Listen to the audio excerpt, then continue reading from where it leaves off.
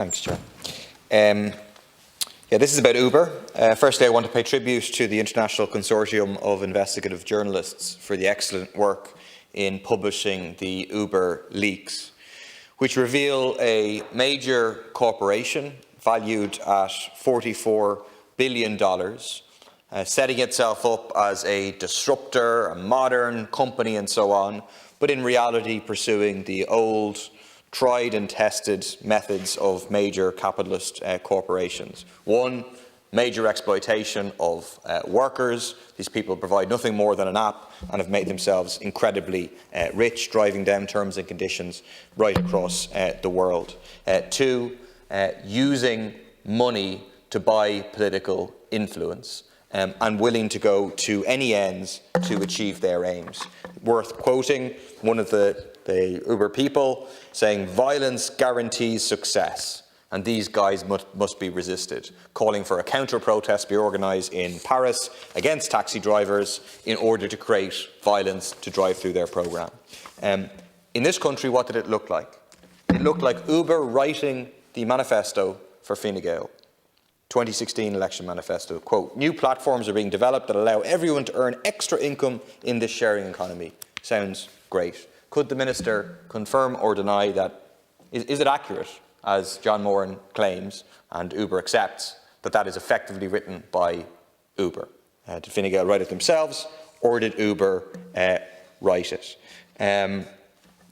Incredible corporate capture of the largest political party in Ireland at that time. Another question, does that continue? Is there ongoing lobbying? Is there a relationship between this lobbying and the statement by the leader of Fine Gael, the Taoiseach, just a month ago, that again he thinks Uber could be brought in here, again going against the advice of the National Transport Authority? And thirdly, and perhaps we'll go into this later, Thank you very much to the deputies for raising this matter today. I'm obviously answering on behalf of the Minister for Transport. In relation to current media reports on Uber following a request from the company, the Department of Transport, Tourism and Sport officials met Uber representatives in mid-December 2015 to discuss Uber's proposals to undertake a Limerick pilot cab hailing scheme. The proposal involved trialling a service that, in Uber's view, could somehow sit outside existing SPSV legislation. At that meeting, the department advised the company that under current legislation, any ride-hailing service, as described, would require drivers and cars to hold SPSV licences. The department made it clear that for a pilot of this nature to proceed as proposed, a change would be required to both primary and secondary legislation, as well as significant change to current policy, and that no consideration was being given to such changes. The key primary and secondary legislative provisions relating to exemptions from SPSV licensing requirements were highlighted to Uber at the meeting and were issued to them in a document following that meeting. There was no further substantive engagement with the company on the issue. Minister Ryan met with Uber representatives on the 10th of June last. At that meeting, Uber stated that it is satisfied with the regulatory structure of the SPSV industry in Ireland, as it's clear to the company how it can legally operate here. In Ireland, carrying passengers in a car for payment is regulated under the Taxi Regulation Act 2013. That Act provides for regulating the small public service vehicles, the SPSV sector, which includes taxis, hackneys, limousine services, and is commonly referred to broadly as the taxi industry. Under the legislation, the regulation of the SPSV industry is carried out by the National Transport Authority, the NTA. The Act requires that the licensing of both the vehicles and drivers who are involved in promoting services. The rationale for taxi regulation is to ensure that passengers have a safe vehicle for their journey, with appropriate insurance in place, driven by a driver who has been vetted by An Garda Síochána, and in the case of taxis, with a pre-established and verified charging system. While there are many other aspects to the overall regulatory system, these are the foundation elements focusing on passenger safety and protection. Uber is considered a transport service which offers the carriage of passengers for reward and is subject to the same regulations as all SPSVs in Ireland. It is licensed to operate as a dispatch operator in Ireland since 2014. The Department and the NTA are both committed to the existing regulatory arrangements. The Minister for Transport is encouraged to hear that the NTA's driver recruitment campaign is to date 25% ahead of the number of applications received in comparison to their 2019 campaign. That campaign is open since the 4th of July for a 3-week period.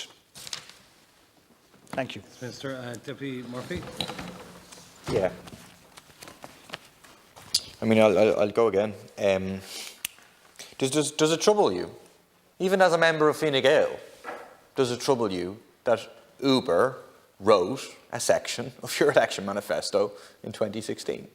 Do you know if that's the case? And if it is the case, does it trouble you?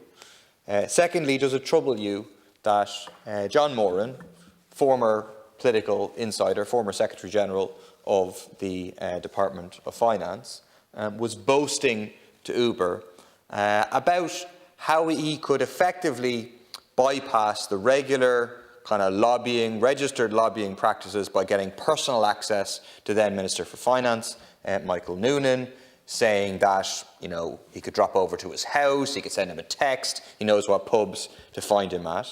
Thirdly, does it bother the Minister that much of this actual lobbying, which should have been registered, was not being registered, and what's the plan of the government to ensure that this kind of practice can't be done again and doesn't have to be revealed by leaks?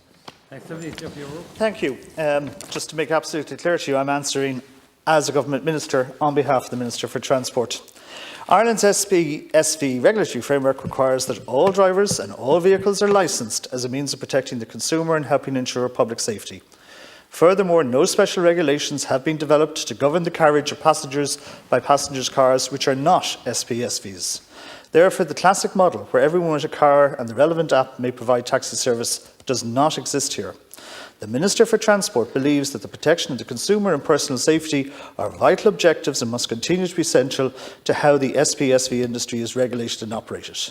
But in this context, though, there is also a need to evolve and be open to new technologies and innovation. In this regard, there is now widespread use of technology in the SPSV industry, and such innovations are the benefit to both consumers and operators. The Department is open to new possibilities, but the regulation of any public passenger service into the future should continue to be determined in the context of the important safety and consumer objectives that underpin our existing legislation. Thank you. Thank you, Minister.